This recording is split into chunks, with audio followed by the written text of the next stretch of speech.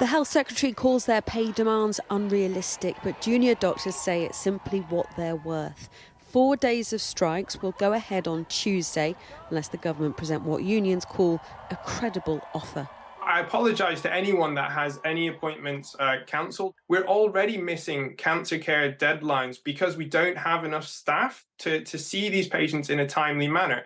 And helping to restore our pay, so not a pay rise, just to restore our pay, is one of the main ways that we can do this.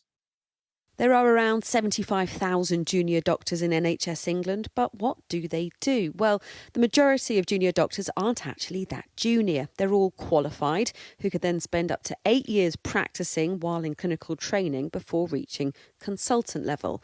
And they make up nearly half the medical workforce.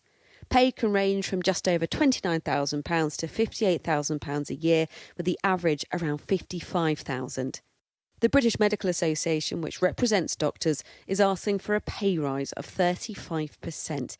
But in the Sunday Telegraph, the Health Secretary says the BMA's demands are out of step with pay settlements in other parts of the public sector. Steve Barclay writes, it seems they, meaning the BMA, are intent on maintaining a militant stance rather than working with the government and NHS management to meet the best interests of their members and of patients.